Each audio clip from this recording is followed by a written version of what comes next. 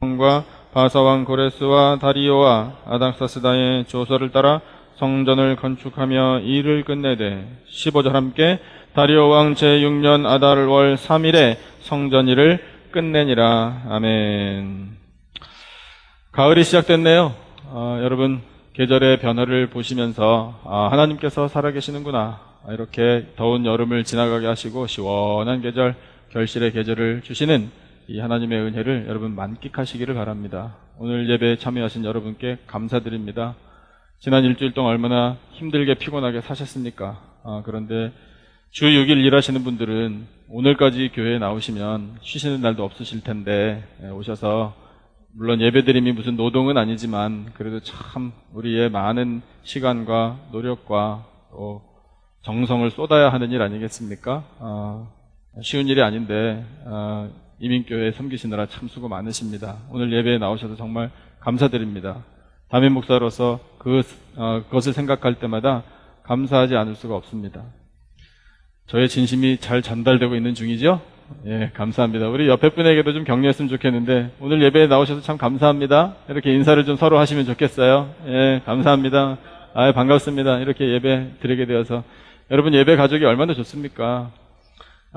설교 끝난 다음에 금요일에 오셨던 분들은 짧지만 그 한마디로 그랬냐고 이렇게 느끼셨겠지만 성금 찬양 하실 우리 박형규 목사님이 저의 이종 사촌 형님 되시거든요. 나이 차이는 좀 나시지만 멀리서 오셨습니다. 17년 만에 만났습니다. 17년 만에. 여러분 사촌 간에 저처럼 17년 만에 만나는 일이 없기를 바랍니다. 참 한국에 있을 때는 가까이 한 집에서 살기도 하고 그렇게 가까이 지냈던 사촌지간이지만 이렇게 나와 있으니 17년 만에 만나는 것도 참 어렵지 않습니까? 그러다 보니까 우리 형님을 두고 하는 말씀이 아니라 핏줄보다도 어떤 때는 옆에 계신 분이 훨씬 더 가까이 느껴지기도 하다는 겁니다. 여러분 일주일에 한 번씩 만나는 가족 있으세요? 친척 중에 혹시 있으시면 참 여러분 행복한 겁니다. 그런데 그런 친척들이나 형제나 사촌이나 보다도 더 자주 확실하게 주일날 교회 예배에만 가면 내가 그분을 볼 수 있다. 가족보다 더 가깝지 않습니까? 안 그래요, 여러분? 예, 저는 그렇게 생각하는데, 그래서 다시 한번 옆에 계신 분 손을 좀 이렇게 지그시 잡으시면서 어떻게 추석 때 떡은 잡수셨나요? 예, 이렇게 좀 인사를 다시 한번. 예, 감사합니다. 저의 교회 가족이 되셔서 감사합니다. 예, 감사합니다. 기왕 그리고 말이 나왔으니까 말인데, 여러분 다 설교의 일환입니다. 딴 얘기 하는 거 아닙니다. 어디 가시면 가신다고 좀 연락 좀 하고 가십시오. 예, 어디 한국에 가실 때 저한테 전화 좀 한 통 하셔가지고 목사님 한국에 좀 다녀옵니다. 어디 멀리 다른 주에 갔다 옵니다. 말씀을 안 하시고 그냥 가시면 어떡합니까? 가족끼리. 여러분 가족한테 아무 얘기 안 하고 훌쩍 가시는 분 계세요? 안 계시잖아요. 그러니까 좀 가실 때는 가신다고 말씀도 해주시고 오시면 오셨다고 이야기도 좀 해주시고 그러시면 참 더 감사하겠습니다. 잘 하시는데 제가 저뿐만이 아니라 우리 서로 또 셀 식구들도 가깝지 않습니까? 그러면 또 우리 셀리더 분에게 출타하시면 출타하신다 말씀도 좀 해주시고 나를 위해서 기도해달라고 그렇게 부탁도 좀 하시고 교회 가족의 좋은 점이 저는 그런 것이라고 생각합니다. 그래서 우리 화목한 우리 하나의 교회 공동체 이루는 우리 모두가 되기를 진심으로 축원합니다. 하나님께서 교회를 이루게 하셨고 우리 교회 공동체, 교회 가족이 되게 하셨습니다. 어쩌다가 됐나요? 살다 보니 여기까지 왔나요? 그럴 수도 있겠죠. 하지만 여러분 교회를 교회되게 하시고 우리 교회로 우리를 부르셔서 교회 가족이 되게 하신 하나님의 뜻이 있습니다. 목적이 있습니다. 세상에 많은 피조물들을 하나님께서 지어주셔서 이 계절의 변화를 우리로 하여금 바라보게 하시고 나뭇잎이 제 사무실 바로 앞에 있는 큰 나뭇잎, 단풍나뭇잎이 이제 곧 아주 맛있는 단풍나무로 변할 겁니다. 그런 피조물들의 변화를 보면서 하나님 살아계신데 그 하나님께서 피조물들의 조화를 통해서도 의도하신 바가 있다는 사실을 말씀하십니다. 그것이 공동체, 우리 하나님의 형상대로 지음받은 사람들의 공동체에도 허락하신 목적이며 그것이 다 똑같은 하나님의 의도인데 그것이 오늘 설교의 제목입니다. 합력하라. 합력하여 선을 이루라. 이것이 하나님의 목적입니다. 여러분, 피조물들, 사람이 아닌 세상에 이렇게 많이 있는 아름다운 피조물들은 그 사이에는 부조화라는 것이 있을 수가 없습니다. 완벽하게 조화되는 것이 피조물의 세계입니다. 하나님께서 섭리하시기 때문이죠. 인간이 어떻게 그렇게 만들겠습니까? 우리 사람을 통해 하나님께서 만들어주신 공동체들, 가정이든 직장이든 학교든 어디든 간에, 그리고 교회, 나라 마찬가지입니다. 다 함께 모여서 조화를 이루고 합력하여 하나님의 선을 이루는 것이 여러분 우리 모임의 목적입니다. 그래서 축원합니다. 우리들의 모든 가정이 합력하여 선을 이루는 가정이 되기를 축원합니다. 우리 교회도 합력하여 하나님의 선을 이루는 믿음의 공동체가 되기를 축원합니다. 여러분, 우리의 마음에는 그 같은 목적이 항상 심겨져 있어야 합니다. 이스라엘 백성들, 오늘 본문에 나오는 사람들은 우리가 몇 주 동안 계속해서 에스라 본문을 보기 때문에 여러분 이해를 잘 하실 겁니다. 해방을 맞아 포로 신분에서부터 자유를 얻었습니다. 그리고 귀향했습니다. 귀향할 때 고레스 왕의 선포를 통해 하나님께서 사명을 부여해 주셨습니다. 예루살렘의 성전을 재건하라. 성전 재건은 몇 사람이 하는 건가요? 아닙니다. 단 몇 사람이 하는 것 아니고, 기술을 가지고 있는 사람들만 하는 것 아니고, 그 사명을 받은 특별한 사람들만 하는 것도 아니고, 족장들만 하는 것도 아니었습니다. 성전을 재건할 일은 모든 백성들이 다 동참하여 합력하여 이루어야 할 사명이었습니다. 힘을 모으라는 거죠. 성전 재건이라는 이 하나의 목표를 가지고 귀향한 이스라엘 백성들이 한 마음 되기를 하나님께서 원하셨다는 겁니다. 그래서 그들이 같은 목적을 향해 나아갈 때 합력, 가지고 있는 크든 작든 힘을 모아서 하나님 보실 때 선한 결실을 맺으라. 그것이 이스라엘 백성들에게 주셨던 사명이었습니다. 그 사명을 감당할 때 이스라엘 백성들이 하나님 의도하신 바대로 합력하여 선을 이루었다라는 사실을 우리는 확인할 수 있습니다. 그런데 정작 중요한 건 뭐냐면 그 이스라엘 백성들로 하여금 합력하여 선을 이룰 수 있도록 그 사명 성취하는 것이 가능하도록 하신 분이 바로 하나님 그분이었다는 사실입니다. 사람들이 훌륭했기 때문에 물론 훌륭했지요. 그런데 그 훌륭한 이스라엘 백성들을 세워주신 분이 바로 하나님이시라는 사실입니다. 그래서 우리는 이 말씀을 대할 때 합력하여 선을 이루는 것은 사람의 일이 아니다. 그것은 하나님의 역사다라는 사실을 깨달아야 합니다. 그렇다면 여러분, 우리에게 허락하신, 우리에게 선물로 주신 가정들, 이 공동체도 하나님께서 합력하여 선을 이룰 수 있도록 하셔야 합니다. 우리의 모든 가정들을 하나님께서 천국 가정으로 세워주시기를 축원합니다. 우리 교회도 마찬가지입니다. 여러분, 우리 교회의 모든 성도들이 합력하여 하나님의 선을 이룰 수 있도록 하나님께서 이끌어 주셔야만 합니다.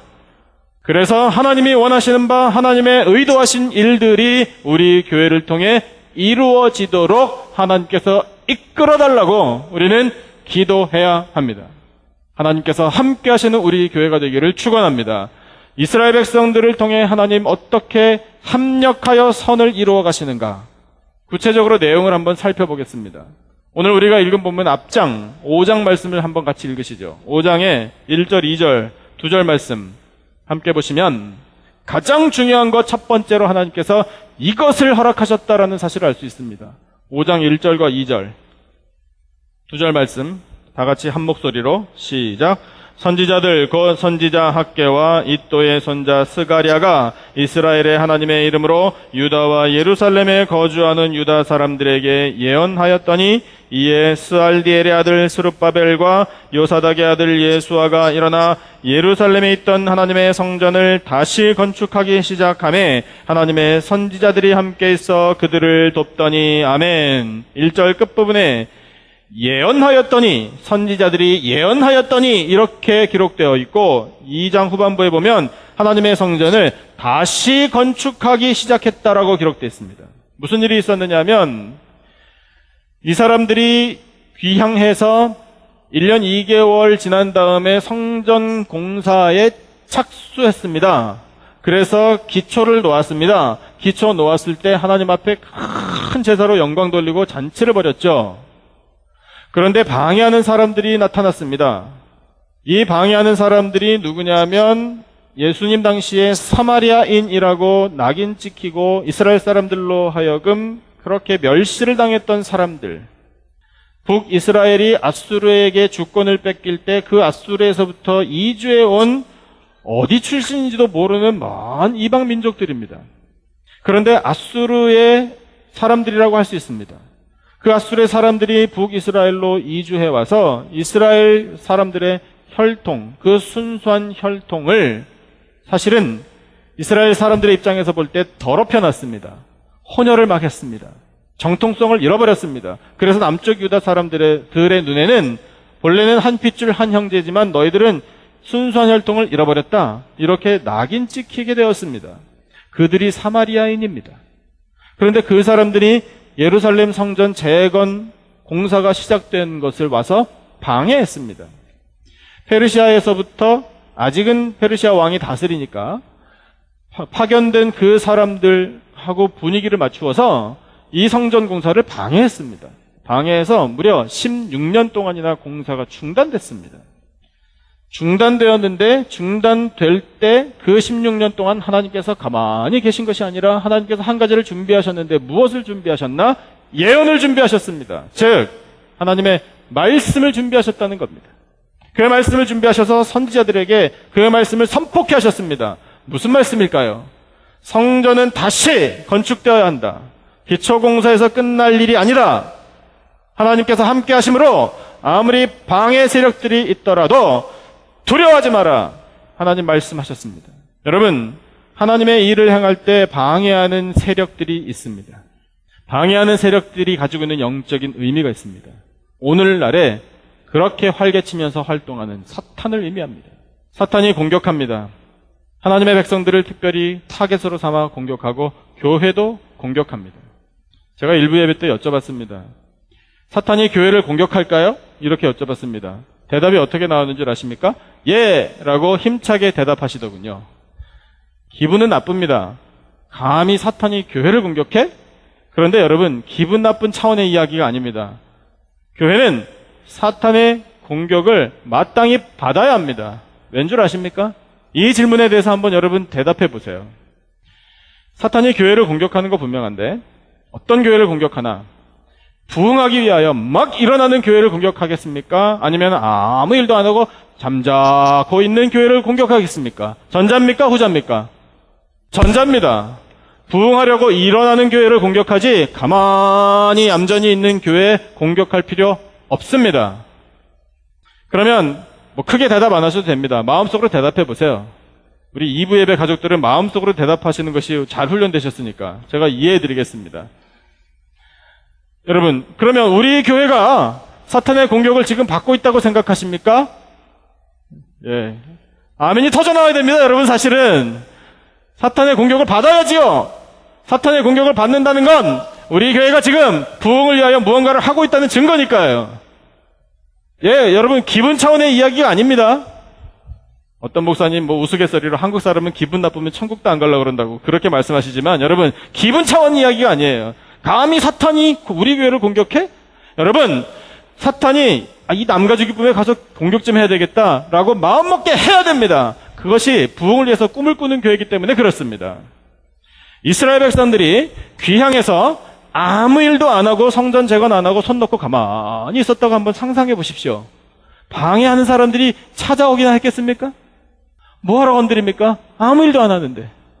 그냥 가만히 잠자코 있는데 가서 무슨 시비를 걸겠어요. 그렇게 그냥 가만히 있다가 포로에서부터 돌아와도 무기력하게 있다가 그냥 그렇게 쓰러질 걸 뭐하러 가서 건드립니까? 그 원리가 여러분 오늘날의 교회도 그대로 적용된다니까요. 그렇다면 우리 교회가 사탄의 공격을 받는다? 여러분, 우리 신나게 봐야 됩니다. 그래! 공격하는구나. 우리 교회가 지금 일어나고 꿈틀대고 있다는 증거구나. 붙어보자. 걱정하지 마시고 에베소서 6장 말씀을 통해 하나님의 전신갑주 입고 성령의 검, 하나님의 말씀 들고 나아가면 승리할 줄로 믿습니다. 여러분, 그 말씀이 바로 가장 강력한 무기라는 사실을 오늘 이 본문을 통해서도 가르쳐 주시는 겁니다. 선지자들의 입을 통해 하나님의 예언의 말씀을 듣고 다시 일어나자. 우리 16년 동안 지금 나태하게 돼 있었다. 방해하는 세력들이 워낙 크다고, 부담스럽다고, 힘들다고, 페르시아 왕의 눈치를 봐야 된다고 아무 일도 못하고 두 손 놓고 있었으나 하나님께서 원하시는 건 그 방해 세력을 두려워하지 말고 일어나서 성전을 재건하는 것이다. 그 말씀이 힘이 되는 겁니다. 여러분, 우리 가정이든 직장이든 학교든 교회든 나라든 간에 우리에게 허락하신 이 공동체를 건강하게 세워가기 위하여 하나님의 말씀으로 충만해지기를 축원합니다. 우리의 가정에 말씀이 있다면 걱정 없습니다. 우리의 교회에 하나님의 말씀이 흥황하면 아무 염려 없습니다. 하나님께서 부흥케 하실 줄로 믿습니다. 두 번째, 하나님께서 어떻게 합력하여 선을 이루어내시는가? 주신 본문 6장으로 다시 한번 가보시죠. 6장에 상당히 많은 부분이 이것을 설명하시느라 할애되어 있습니다. 무엇을 설명하시나? 반전을 하나님께서 말씀하십니다. 상황을 역전시키시는 하나님. 어떻게 역전시키시나? 1절, 6장의 1절을 한번, 1절과 2절, 두 절 말씀을 같이 읽겠습니다. 1절과 2절 다 같이 시작. 이에 다리오 왕이 조서를 내려 문서 창고 곧 바벨론의 보물을 쌓아둔 보물 전각에서 조사하게 하여 메데도 앙메다 궁성에서 한 두루마리를 찾았으니 거기에 기록하였으되. 아멘. 무슨 말이냐면 이 앞에 있는 내용이, 그래서 페르시아에서 파견된 관리들과 성전 재건을 방해하던 이 사람들이 와서 이스라엘 사람들에게, 일하던 사람들에게 그렇게 따져 물었습니다. 누가 이거 공사하게 했느냐고요. 누구 허락받고 이렇게 하느냐고요. 우리 사람 사이에 그런 말 많이 주고받지 않습니까? 누가 이거 시켰느냐고. 예. 이스라엘 사람들 대답한 게 뭐겠습니까? 고레스 왕 시절에 발표된 조서에 따라서 우리가 지금 이렇게 하고 있다. 증거를 대라고. 증거가 없지요. 듣고 왔는데. 그래서 이 사람들이 다리오 왕, 현재 왕, 고레스 왕의 손자입니다. 그 다리오 왕에게 편지를 썼습니다. 지금 이 유다 백성들이 반역을 꽤 하려고 하는지 이런 내용을 곁들여서 다리오 왕에게 그때 고레스 왕 시절에 조서가 발표되어가지고 자기들 마음대로 지금 성전 재건하고 있다고. 그러니까 한번 확인을 좀 해달라. 이런 요청의 편지를 썼습니다. 자기가 보낸 신하들이 그런 요청을 하니 왕이 들어줄 수밖에요. 그래서 그래? 그러면 한번 조사해봐라. 그랬는데 문서 창고에서 보물을 쌓아둔 보물 전각인데 거기에서 두루마리 하나를 찾았습니다. 우연치고는 참 기가 막히죠? 우린 이렇게 표현하면 안 됩니다. 우연치고는요, 어디 있습니까? 여러분, 성경에 우연이 어디 있습니까? 우리의 삶 가운데 일어나는 일이 우연이 어디 있습니까? 하나님의 역사입니다. 하나님의 섭리입니다. 하나님께서 거기에 잘 보관되게 하셨다가 찾는 사람들에게 덕 주신 겁니다. 믿어지시죠? 여러분, 하나님의 역사입니다. 그래서 발견되어서 펼쳐보니 그 3절부터 내용이 나옵니다. 고레스 왕 원년의 조서를 내렸다. 분명히 기록되어 있습니다. 확인했습니다. 확인하고 보니 다리오 왕이 그래! 우리의 선대 왕이 그렇게 조서를 내렸구만. 확인이 됐습니다. 그러면 여러분 생각해 보십시오. 페르시아에서 파견된 관리들과 방해하던 사람들이 무엇을 기대했을까요? 다리오 왕에게 편지를 올리면서 그런 일 없다. 옛날에 발표됐던 그런 조서 못 찾겠다. 그러니 이스라엘 민족이 성전을 재건하는 거 못하게 해라. 라고 대답을 주시겠지. 이렇게 기대하고 있었다고요. 가제는 개편이라고 신하의 말을 듣지 않겠습니까? 왕인데 여러분, 다리오 왕이 무슨 하나님 잘 섬기는 왕이 아닙니다. 객관적입니다. 그리고 정복자입니다. 정복자가 그 피식민지 사람들의 말을 듣겠습니까? 자기 신하 말을 듣겠습니까? 이건 생각해보면 인간적으로 말이 안 되는 일인데 그 말이 안 되는 상황으로 하나님께서 역전시켜 주셨다는 겁니다. 상황을 반전하신 하나님, 거기서 끝나는 것이 아니라 다리오 왕의 반응을 보십시오. 야, 이 페르시아에서 파견된 너희들 멀리 떨어져 있어. 그것이 6절 7절 말씀입니다. 멀리 떨어져 있어 너희들은. 자기 신하들더러 방해하지 마라 이스라엘 민족을. 이 정도 얘기하면 사람들이 헷갈려야 됩니다. 우리 다리오 왕은 도대체 이스라엘 왕인지 페르시아 왕인지. 여러분, 그 다리오 왕의 마음과 말을 주장하신 분이 누굴까요? 바로 하나님 그분이십니다. 하나님께서 다리오 왕의 마음을 움직여 주신 겁니다. 그것을 이스라엘 사람들이 다 짐작하고 예상했을까요? 아닙니다. 아무도 몰랐던 일입니다. 그것은 다 하나님께서 연출하신 드라마입니다. 거기에다 8절을 보니까 내가 이제 다리오 왕이 부족한 모든 물자를 다 채워주겠다. 약속합니다. 그리고 9절, 10절 굉장히 중요한 조서의 내용을 다리오 왕이 선포하는데 9절, 10절 우리 한번 같이 읽겠습니다. 9절과 10절 다 같이 한 목소리로 시작. 또 그들이 필요로 하는 것 곧 하늘의 하나님께 드릴 번제의 수송아지와 숫양과 어린 양과 또 밀과 소금과 포도주와 기름을 예루살렘 제사장의 요구대로 어김없이 날마다 주어 그들이 하늘의 하나님께 향기로운 제물을 드려 왕과 왕자들의 생명을 위하여 기도하게 하라. 아멘. 여러분, 다리오 왕이 하나님을 잘 섬기는 왕이 아니었다니까요.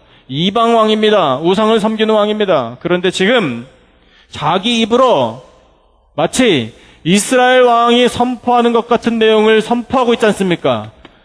이스라엘 민족이 성전을 재건할 때 필요한 것은 영적인 힘이다. 그 영적인 힘을 북돋기 위하여 날마다 제사에 필요한 제물을 공급하라. 그리고 기도하게 하라. 여러분, 이것은 페르시아 왕의 입에서 나올 말이 아닙니다. 그런데 그 말을 하나님께서 그 페르시아 왕의 입에 넣으셨다는 사실을 우리로 하여금 깨닫게 하시는 겁니다. 다리오 왕 거의 천사 수준 아닙니까? 이방 왕이지만 이스라엘 백성들을 지금 억압해야 정상인 그런 왕을 하나님께서 완전히 역전시키고 반전의 드라마를 쓰셔서 하나님이 쓰시는 사람으로 지금 등장하고 있습니다. 여러분, 이것이 하나님의 역사입니다. 거기에서 끝나지 않았습니다. 이 명령, 나 다리오 왕의 명령을 어기는 사람은 그 사람과 그 집을 아예 없애버리겠다라고 그 다음에 나옵니다. 누구도 이 명령을 고치지 못한다라고 못까지 박았습니다.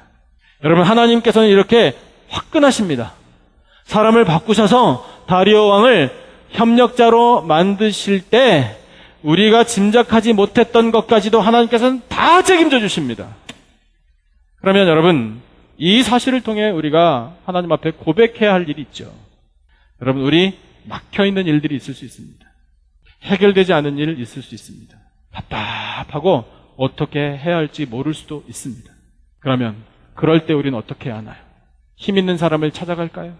세상에 무엇이 나에게 도움을 줄까? 여기저기 두리번거릴까요? 아니면 그냥 모르겠다 포기해버릴까요? 여러분, 성전을 재건하는 것과 같은 하나님이 우리에게 맡겨주신 사명을 감당하는데 에라 모르겠다 포기하자? 그건 믿음이 없는 사람들이 하는 일이죠. 그리고 하나님이 주신 사명인데 세상의 도움을 구한다? 합당치 않습니다. 여러분, 우리들의 삶에 일어나는 모든 일도 하나님께서 허락해 주신 일인 줄로 믿습니다. 그러면 그 일을 헤쳐나갈 때, 장벽에 부딪힐 때마다, 이것이 막힐 때마다 우리가 해야 할 일은 도대체 뭐겠습니까? 하나님의 은혜와 도우심을 구하는 겁니다. 그 하나님의 도우심을 구할 때 하나님께서 상황을 역전시켜 주시고 반전의 드라마를 쓰셔서 생각지도 못했던 도움을 받게 해 주십니다. 성경에는 반전의 역사가 여러 차례 나옵니다. 몇 사람만 생각해 보죠. 요셉을 생각해 보겠습니다. 한 집안의 왕자, 오로지 그 아들만 채색 옷을 입고 집안에서 성장했습니다. 누구보다 귀한 아들이었습니다. 어느 날 노예가 돼버렸습니다. 이것도 반전입니다. 부정적이지만. 그런데 그 노예 신분에서 애굽의 총리 대신이 됐습니다. 반전 중에 반전 드라마입니다. 의도가 있었던 겁니다. 하나님의 뜻하신 바. 세상적으로 출세했네. 이것만 바라보면 안 됩니다. 왜 하나님께서 그 높은 자리에 요셉을 끌어올리셨을까? 이것을 생각하면 보이는 겁니다. 모세, 태어나자마자 죽을 운명에 처했습니다. 그러다가 애굽의 왕자가 됐습니다. 반전이죠. 그런데 한날 그 모든 것을 고스란히 놓고 초라한 목동이 됐습니다. 이것도 반전이죠. 그러나 다시 바로 왕에게 찾아가서 내 민족을 이끌고 나가야 되겠다. 하나님을 섬기기 위해 당당하게 요구할 수 있는 사람이 됐습니다. 광야의 지도자가 됐습니다. 반전이죠. 계속되는 반전입니다. 과부로 언제 죽을지 모르는 운명에 처했던 룻이 있습니다. 하나님께서 보아스라는 유력자를 만나게 하셔서 다윗의 가문의 조상이 되게 하셨습니다. 반전 아닙니까? 에스더와 모르드게 자기들과 유대 민족이 한날 몰살당한 위기에 처했습니다. 목숨 걸고 금식기도 했습니다. 하만의 모략을 도리어 하나님께서 반전시키셔서 그 하만이 죽게 하시고 이스라엘 민족을 희생시켜 주셨습니다. 반전이죠. 사도 바울, 사울 청년 시절에 잘 나갔습니다. 출신이 너무 좋았습니다. 권력을 갖고 있었습니다. 지식이 많았습니다. 힘이 있었습니다. 그러다가 그 모든 것 아무것도 가질지 못한 참 세상적인 눈으로 볼 때는 쓸데없는 불쌍한 사람이 되어버렸습니다. 그것이 바울입니다. 반전이죠. 그러나 복음에 대한 핍박자에서 복음을 전하는 전도자로 바뀌었더니 바울이 전한 복음으로 대륙이 복음화되었습니다. 이보다 더한 반전이 있을까요? 예수님의 십자가 마찬가지입니다. 여러분, 예수님께서 당하신 십자가는 모든 사람들이 다 혐오하는 형벌이었습니다. 십자가라는 말조차도 꺼내기를 싫어했습니다. 그 당시 사람들은. 십자가의 처형을 당한다는 건 인간으로 당할 수 있는 가장 굴욕적이고 잔인한 처형 방법이었습니다. 그러나 예수님께서는 그 십자가에서 승리를 일구어내셨습니다. 그 십자가를, 그 치욕적이고 그 참혹한 십자가를 영광된 십자가로 반전시키신 분이 바로 우리의 예수 그리스도, 우리의 구세주이십니다. 여러분, 하나님은 그 모든 반전의 드라마를 쓰시면서 오늘 우리들의 삶에도 그와 같은 반전을 일으켜 주십니다. 그것이 합력하여 선을 이루게 하시는 하나님의 역사라는 겁니다. 마지막 세 번째, 하나님 어떻게 합력하여 선을 이루게 하시나? 주신 본문 15절을 함께 보겠습니다. 15절, 14절부터 읽을까요? 14절과 15절 두 절 말씀을 같이 한 목소리로 읽겠습니다. 시작. 유다 사람의 장로들이 선지자 학개와 이또의 손자 스가랴의 권면을 따랐으므로 성전 건축하는 일이 형통한지라. 이스라엘 하나님의 명령과 바사왕 고레스와 다리오와 아닥사스다의 조서를 따라 성전을 건축하며 일을 끝내되 다리오 왕 제6년 아달월 3일에 성전 일을 끝내니라. 아멘. 여러분, 하나님이 어떻게 합력하여 선을 이루어내시는가 하면 일을 끝내주심으로 이루어주십니다. 오래전에 TV 광고에 그런 광고가 있었습니다. 무슨 우동 광고였는데요. 예쁜 젊은 여자분이 나오셔가지고 이런 우동 국물을 떠먹는 스푼에 국물을 이렇게 담아가지고 탁 먹고 국물 맛이 끝내줘요. 이렇게 했습니다. 실감나죠?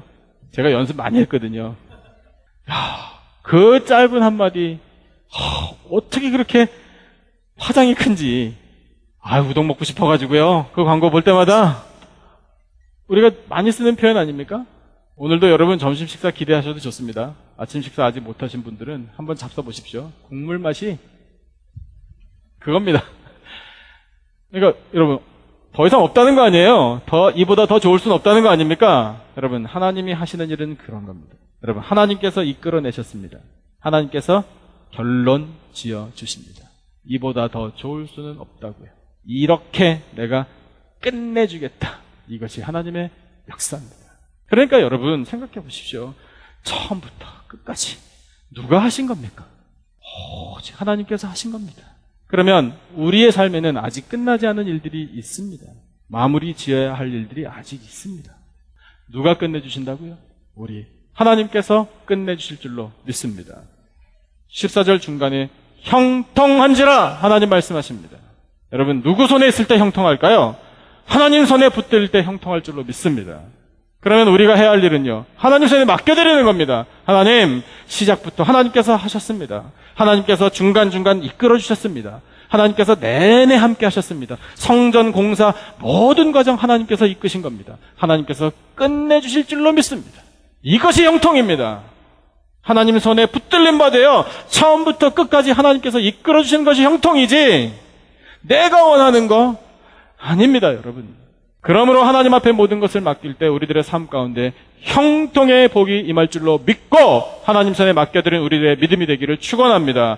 말씀 한 군데만 여러분 같이 보시죠. 로마서 8장 28절 잘 아시는 말씀일 텐데 로마서 8장 28절 신약성경 251페이지 로마서 8장 28절 말씀 로마서 8장 28절 신약 251페이지에 있습니다. 로마서 8장 28절 유명한 말씀, 여러분 사랑하시는 말씀이죠. 우리 함께 한 목소리로 두 번을 읽겠습니다. 다 같이 시작. 우리가 알거니와 하나님을 사랑하는 자, 곧 그의 뜻대로 부르심을 입은 자들에게는 모든 것이 합력하여 선을 이루느니라. 다시 한번 우리가 알거니와 하나님을 사랑하는 자, 곧 그의 뜻대로 부르심을 입은 자들에게는 모든 것이 합력하여 선을 이루느니라. 아멘. 아멘. 여러분 이 말씀 사랑하시기를 바랍니다. 그런데 전체를 사랑하십시오. 후반부만 사랑하지 마시고요. 후반부에 모든 것이 합력하여 선을 이루느니라 이것만 내가 원하는 데다가 아전인수격으로 다 끌어다가 붙이시면 안 됩니다. 나는 내 고집 다 부리고 내가 원하는 대로 다 하고 다른 사람이 상처를 받든 말든 다른 사람 힘들어하든 말든 그런 거 아랑곳하지 않고 내가 원하는 거 이루었으니 잘 들어 모든 것은 합력하여 선을 이루는 거야. 그러니까 받아들여. 이런 식으로 하면 여러분 그건 참 말씀 잘못 적용하는 겁니다. 그러면서 나는 뒤끝이 없는 사람이라고. 자기는 뒤끝이 없는데 다른 사람들은 상처를 받았는데요. 그런 일이 얼마든지 있을 수 있습니다. 사람 때문에가 아니라 여러분 그렇게 말씀을 적용하면 앞에 것 싹둑 잘라먹고 뒤에 것만 적용하는 그런 식으로 살아가면 여러분 우리의 믿음도 반쪽이 될걸요. 그럼 하나님 앞에서 옳지 않은 겁니다. 그러므로 여러분 이 말씀을 오늘 새롭게 다시 한번 깨달으시죠. 모든 것이 합력하여 선을 이루는데 전제가 있습니다. 전제가 뭔가요? 누가 하는 일들을 하나님을 사랑하는 자. 아멘이십니까? 하나님을 사랑해야 합니다. 하나님을 사랑하는 중심으로 하나님의 뜻대로 부르심을 입었습니다. 나는 그런 영적인 확신을 가지고 나는 하나님을 사랑하기에 이 일을 행합니다. 나는 하나님을 사랑하기 때문에 비록 미약한 힘이지만 보태겠습니다. 나는 하나님의 뜻대로 부르심을 입었기 때문에 내가 가진 것 작지만 드리겠습니다. 나는 하나님을 사랑하기에 하나님의 뜻대로 부르심을 받았기에 기도합니다. 그래서 이 교회를 사랑합니다. 그래서 내 가정을 사랑하고 내 직장도 사랑하고 여기에서 하나님의 뜻을 이루기를 원합니다. 하나님 저 비록 연약하고 부족하지만 저를 받아주시고 하나님이 원하시는 대로 써주십시오. 하나님을 사랑하기 때문에 하나님 뜻대로 부르심을 받았기 때문에 그 확신을 가지고 내가 할 수 있는 일은 모든 것을 바칩니다. 여러분 그런 중심이 있을 때 그 사람이 하는 모든 일들을 하나님께서 다 합력하여 선을 이루어 가십니다. 여러분 우리들의 모든 삶의 터전에 그 하나님의 선하신 뜻이 꼭 성취되기를 축원합니다. 우리 가지고 있는 힘이 미약하지만 우리 가지고 있는 지식이나 능력이나 무엇 여러 가지 다 부족하지만 그러나 하나님을 사랑하기에 하나님께서 사랑해 주신 것을 알기에 그것을 아낌없이 바쳐서 우리 한 사람 한 사람 다 하나님의 거룩한 성전으로 건강하게 세워지고 하나님 사랑하시는 우리 교회 또한 우리가 사랑하는 우리 교회 건강한 교회를 이루어 하나님의 영광을 온전히 나타내게 되기를 주님의 이름으로 축원합니다.